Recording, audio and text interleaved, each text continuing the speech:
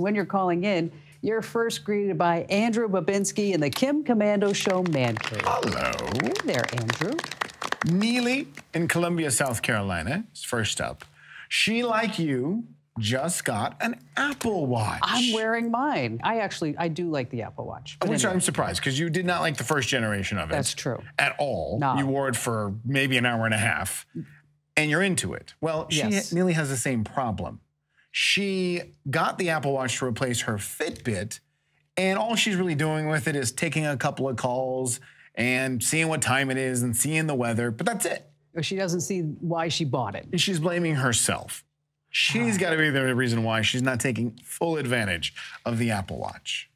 Okay, well, I'm going to help her. Because you know what? Because, you know, it takes a while to get into this stuff. So, Neely, do you exercise? You run around? What exactly do you do? Well, I do the gym, and the fitness tracking thing I'm finding on here is, I guess the Fitbit was so easy to use that this is giving me a hard time. I just don't understand. And I don't blame myself. I blame my brother because he got one first.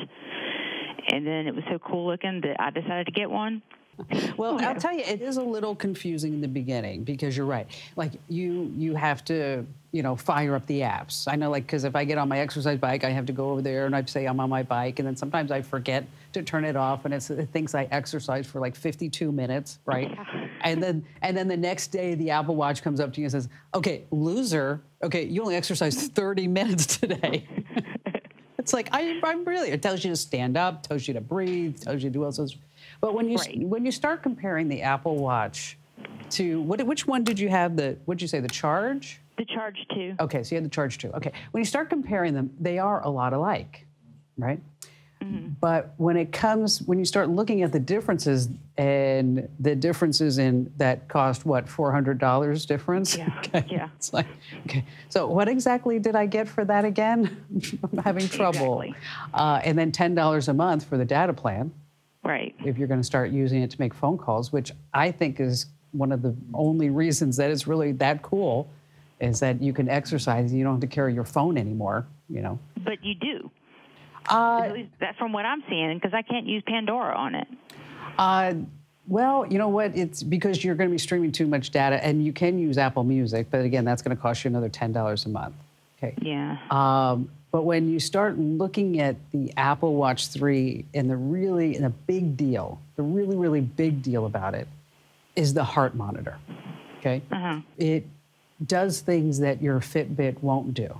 Like this past week, the FDA cleared the first EKG monitor for your Apple Watch. Now, really? Okay, I don't know if you'd want this. I'm not thinking I would want it. But what it does is that if it detects something wrong with your heart rhythm, maybe AFib or something like that, it will actually come up and say, "It looks like your heart is doing something strange. Would you like us to take an EKG?" Now, imagine if that message came up on your phone. I mean, on your watch. Yeah. Okay? Yeah. Like, all right, Neely, we think you need an EKG right now. Are you okay with that? And what if you were a hypochondriac? Oh my gosh. Oh, yeah, that would be horrible. It would be terrible. And so the big difference is is the way that it tracks your heart rate. Your resting heart rate takes into consideration if you are just putting packages down or if you're actually sitting down, if you're moving, whether or not, right? Mm-hmm. And then it also will alert you if your heart rate is over 120 or 110 to 120, say for more than 10 minutes. And then, and so that's the big difference, is that when you start looking at the apps that are associated with it, they're kind of the same apps that you have on your phone. Right. But now you have them on your wrist and you can't really see it. So you're like, okay. Yeah. I mean, yesterday I was getting text messages and there were photos attached to the text message, and I'm trying to look at it on my watch. I'm like, I don't know what the heck that is. That could be a blob for all I know, okay?